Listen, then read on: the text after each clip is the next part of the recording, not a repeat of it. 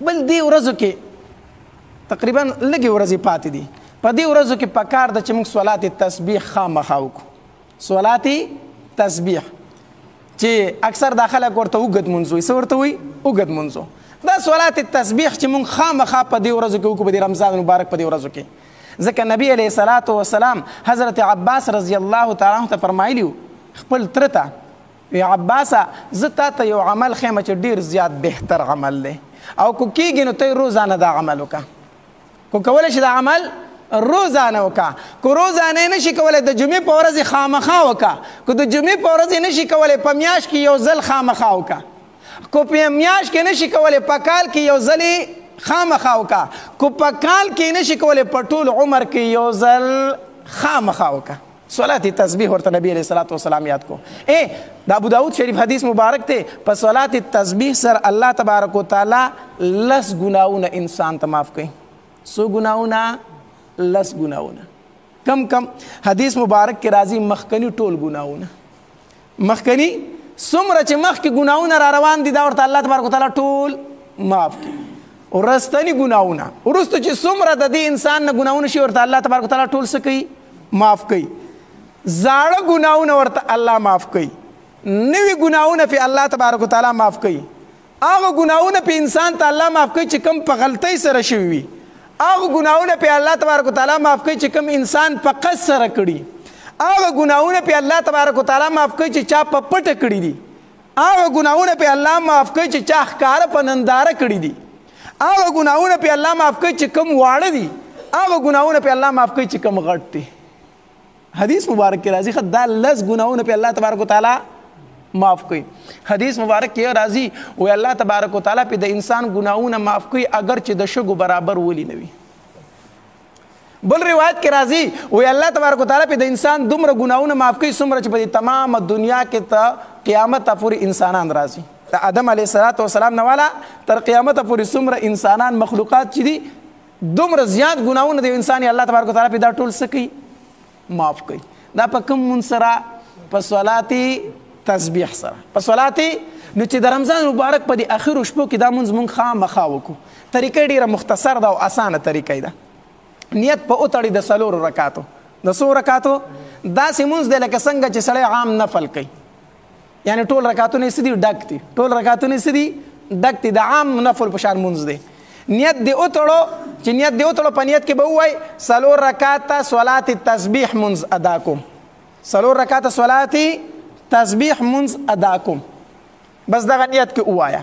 نیت ته وتړو سبحانك اللهم وبحمدك وتبارك اسمك وتعالى جدك ولا اله غیرک. دا دی وی اعوذ بالله بسم الله بلا نه وایي.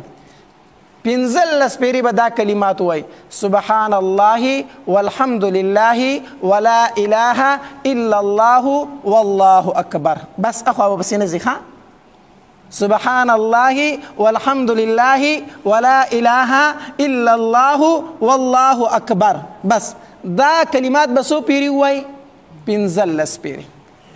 بیا به اعوذ بالله من الشیطان الرجیم بسم الله الرحمن الرحیم وای سوره فاتحه به شروع کی.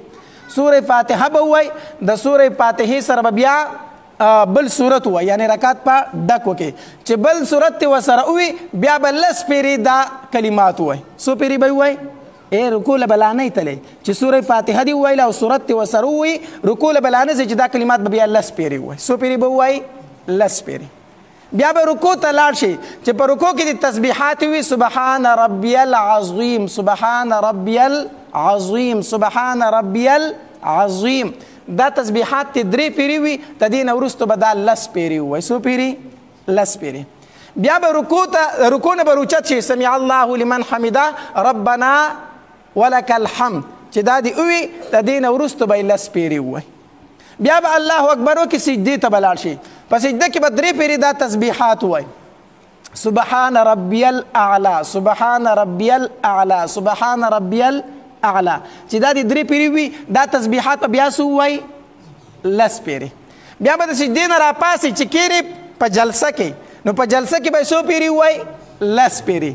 بیا به سجدې ته لاړ شي چې تسبیحات وي د تسبیحاتو وروسته به بیا سو پیری وای لس پیری. په یو رکعت کې 75 15 یا پیری شو. په یو رکعت کې سو پیری شو 15 پیری یو رکعت کې دی دا وویلو. اوس چې دویم رکعت ته راپاسې دی نو په دویم رکعت کې سبحانک اللهم نشته دی که نه، نو په هغې کې به ډایرکټ دا تسبیحات ووایي، ډایرکټ به دا تسبیحات ووایي سبحان الله والحمد لله ولا اله الا الله والله اکبر.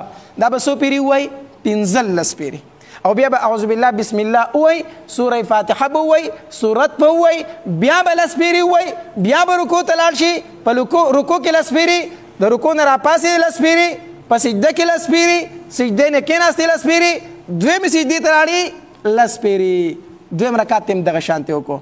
په تشهد کې به یې نه وایي التحیة لله، دویم رکعت باندې کېناستې نو التحیة لله به شروع کړي که نه، په دې کې به یې نه وایي. نو چې د عبده و رسوله پورې د مونځ ووایي که نه نو بیا به راپاسي دریم رکعت ته چې راپاسې دي. نو چې دریم رکعت ته راپاسې نو بیا خو سبحانک اللهم پکې نشته که نه، ثنا خو پکې نشته دی، نو ډایرکټ په دا تسبیحات بیا څو پیري ووایي؟ 15 پیري. نو بیا به اعوذ بالله بسم الله ووایي، سوره فاتحه او سورت. په دغې طریقه باندې به دا نور رکعتونه هم سرته ورسوي. یاد شو طریقه؟ که یاد نه شوله؟ یاد شوه که نه؟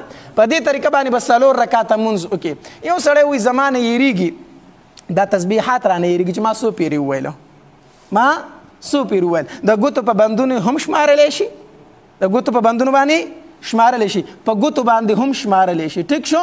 په دې باندې شمارلی شي. او غالبا دا ډیجیټل کم تسبیح چې دي دا انسه چې پکې ښکاري که نه، نو که دا د ګوتې ته اچولي او د هرې پیرې سره یو ځل دباوئ، ټیک شو، 1 2 3 انسه اړئ که نه، نو هم کولی شي، کولی شي داسې. صحیح ده؟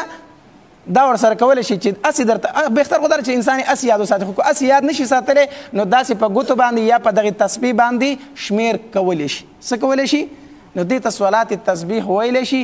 الله تبارک وتعالی دې باندې 10 ګناهونه معاف کوي. ډېر زیات فضایل احادیث مبارکو کې د دې راغلي دي. الله تبارک وتعالی دې د عمل کولو توفیق راکړي.